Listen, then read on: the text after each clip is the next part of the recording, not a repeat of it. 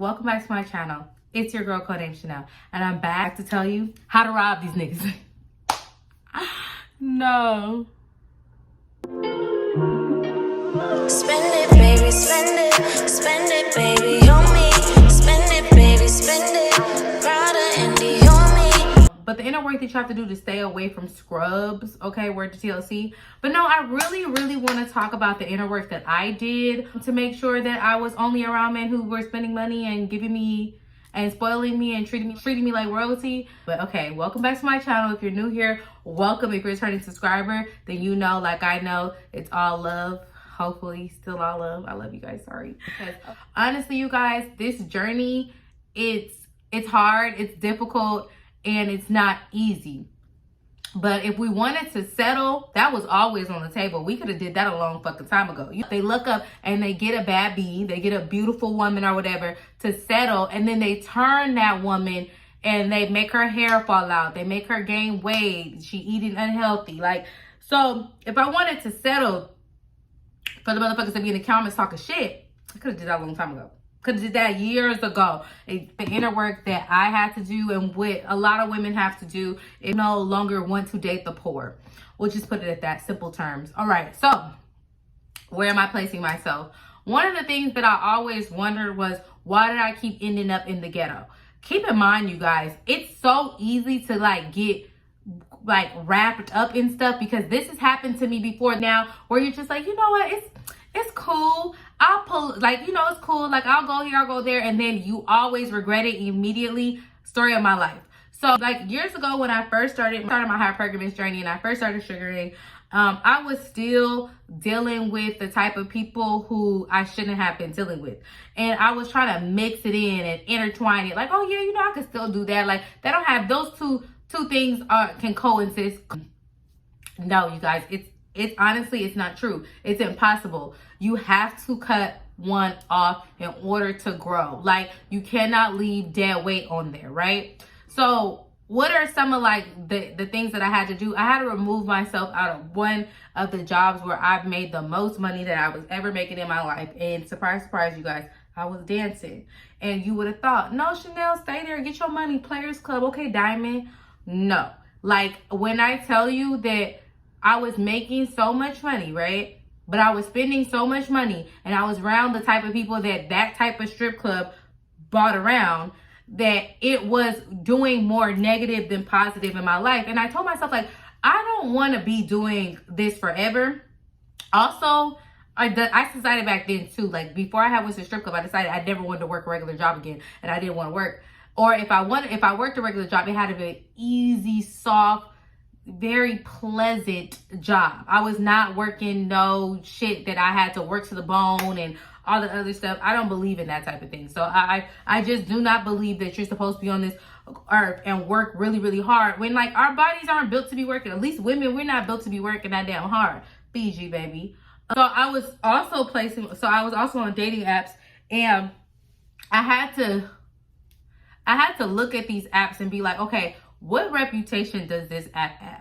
This app could be a hookup app. Keep in mind, you guys have been on Tinder. Well, I was never on Tinder back then, so I already knew Tinder was poor. But it was other apps that I was on.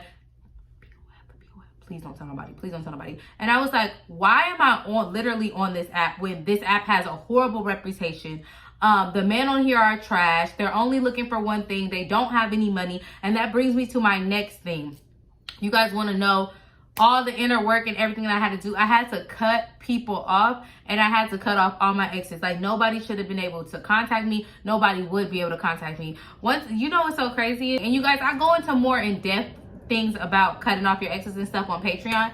It's so important that someone that it didn't work out with, I don't want to hear that, oh, we still have love for each other, oh, we're still cool, the only people I'm cool with is the people that gave me some money. All right, so if you're just cool with somebody this is a person that really taught you how not to love yourself, taught you how not to receive gifts and things like that, taught you how to settle in a relationship, and you're still friends with them, what kind of friends do you have? And I also said this too, because when I've dated back then, especially when I was just trying to make sure that I was not dating the poor anymore, and guys would be like, I'll ask for something big, I'll ask for some racks, I'll ask for this, and the guy will be like, oh nah, but I can't do that for you now. All right, cool. I don't got nothing else to say to you. Oh, but like, we can still be friends. My friends got money.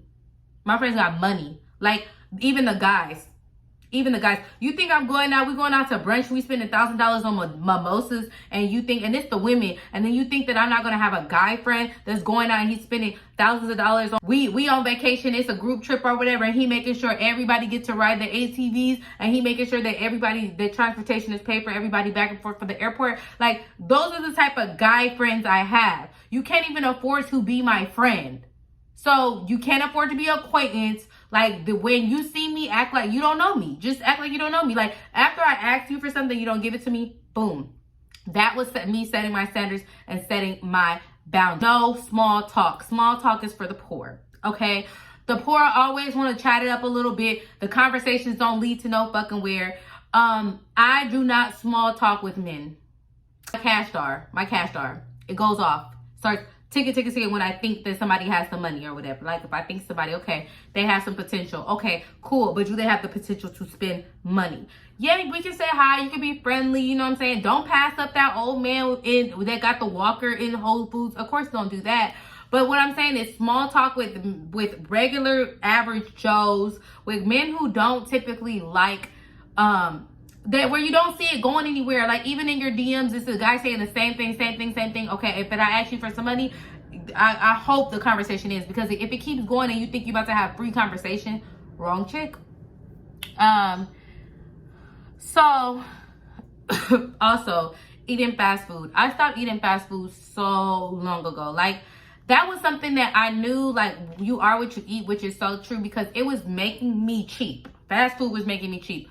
So I had cut out McDonald's like so long ago. But when I mean like fast food, I mean like anything, like Applebee's, everything. Because I started to realize that if I'm buying this for myself, like, I don't want nobody to offer this. I want to act like I don't even know what it is. I had to eliminate fast food out of my brain. Like, even Chick-fil-A had to go.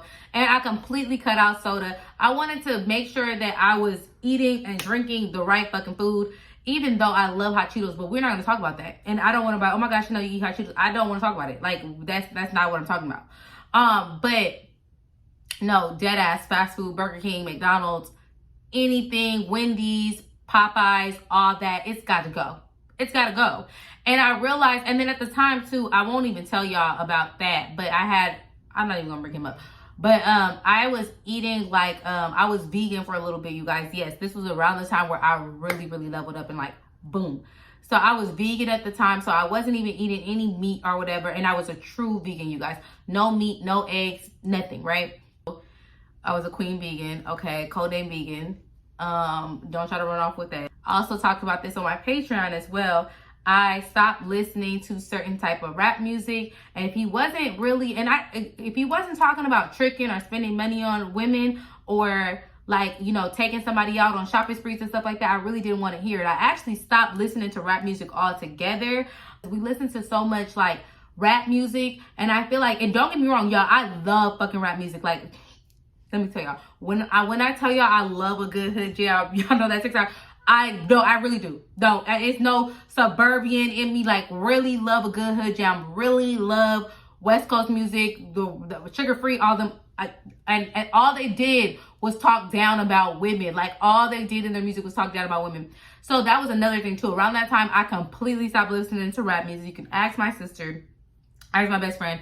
I was just like, yeah, I'm not listening to this. I just turned it off completely. And then, you know what's so funny is my sister always listened to the R&B music, but even R&B music was kind of toxic on how they cheated on women and stuff like that. And R&B singers, like the male singers, they tend to rap about being broke and wanting women to, you know, be with them. Bruno Mars is a good example of like, I don't have whatever, you know. And Timberland, he had that song, I don't have no money. Y'all remember that song? Like, so it's not just rap music. It's any music wanting Black women in general to submit to poverty.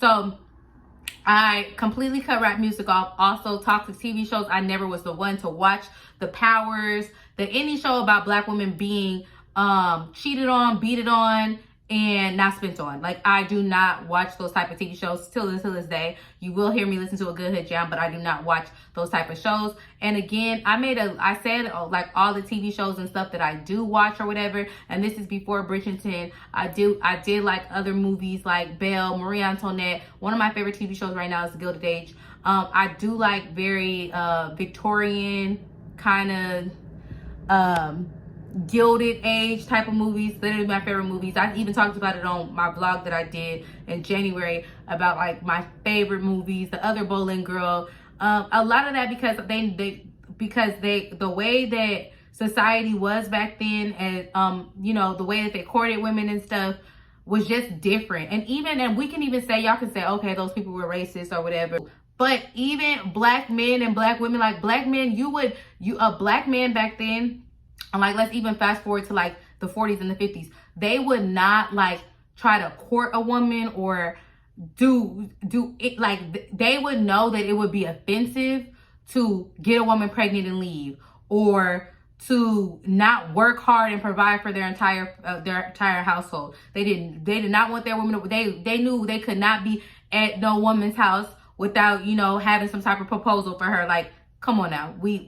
Back then, it was a little less ghetto, just a little bit. A lot of people that I would compare myself to or try to, you know, this is years ago, compare myself to another thing, was more so Instagram models and their whole aesthetic and everything. I guess this part would be like realizing I'm not an Instagram model. Their whole aesthetic and everything is cool, but it attracts a certain type of man, and that's the type of man that I did not want to attract, right? So I started realizing, like, okay, look, I need to, like, you know, change the way that I'm presenting myself on Instagram. Not even, I really don't even want to let these bums comment on my pictures anymore or whatever, following certain people on Instagram and attracting a certain algorithm. Like, it's literally realizing, like, they are on Instagram trying to attract rappers and all these type of different, you know, men or whatever, and that's not necessarily what I want, because those men don't typically have any money, and those men aren't typically generous. And it's not because, like, I guess they don't want to be, it's because a lot of times it's smoke and mirrors and they really just don't have no fucking money.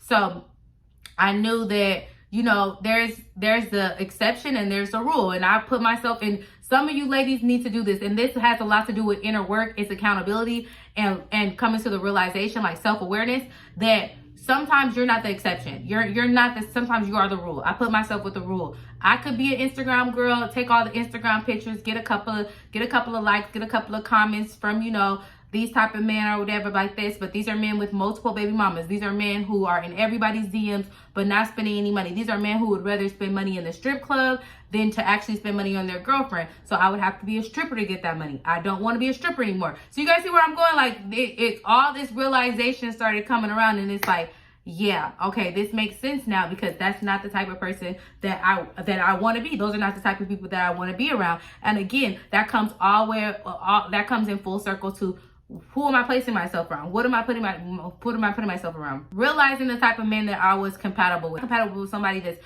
ignorant, arrogant, or egotistical. And I have a breakdown of that on Patreon. There's 4 types of men, and I'll go ahead and put this out. I don't know if I have a patent this or trademark, but I literally came up with this. 4 types of men. And this is just from like years of, you know, me dating, years of me coaching, sugaring, all this or whatever. I realized that there's 4 types of men. These are the main categories. Egotistical Evan. This is the man who has the biggest fucking ego. He's always gonna be talking about, you know, spending money. He's always going to be talking about getting money, all this other stuff. Rare occasion. It's not a rare occasion that he will spend money on you, but these are the type of men that want you to work, that want you to work for the money, that want you to like stroke their ego 24/7. And I'm just not that type of girl. Then you also have horny heroes. These men typically try to use money to manipulate women into having sex with them. These men can be extremely aggressive with like their sexual tones and the type of text messages they send out and the type of things that they say. I say stay away from horny heroes, but there's some girls who can go toe-to-toe with them or whatever. These are the type of men who, hey girl. Hey, Sister Muriel. Let me call you right back.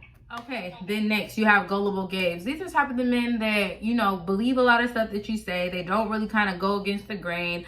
They take your word, and these are the type of men that I like. And then you have sympathetic C. These men are typically sympathetic to your situation. These are the type of men that you can play the damsel in distress with. And all these archetypes will tell you how these men spend and how to get them to spend money. Again, all of this is on my Patreon. Please join Codenamechanel. So I'm breaking this down. I'm giving you examples of these type of men, and I promise you guys, 9 times out of 10 men fall into this category. Okay, I promise you, they fall into this category. There's not many that go out of this category. I'm telling you, I promise you. So I realized the type of men that I was compatible with, and I noticed that was I attracting egotistical Evans, or was I attracting horny Harold's? I wasn't attracting them, but I was entertaining them. And again, I had to, it was a while where I realized, like, oh my God, like the dudes that I'm around aren't necessarily spending enough money for me. So there is no need for, especially for the situation I was in, I'm talking about like 6 years ago, it was like there was no need for me to have sex with anybody. There was no need for me to, once I started becoming celibate and I just completely went celibate, I feel like a lot of things changed for me, because I really started to see like it just really opened my eyes and broadened my eyes to how many men try to use that really don't have personalities. They think that talking about sex is a personality trait, and it's not attractive to me at all. So once I decided to do that and be, 100% celibate and stuff like that, and I wasn't, when I was practicing celibacy, that's when I started to realize it's way easier to find generous men, and it's way easier to attract generous men when you start to see like that you're not attracting someone who is talking about, sex, who is bringing it up, who's bringing it up on the first date, who's asking you to come over their house to cook for them, or ask them to come over your house to cook for you. Completely avoid those type of guys. And I think I'm going to do a video on red fucking flags of the poor. So it gets so hard when you don't want to settle. It gets so hard when you're on this journey.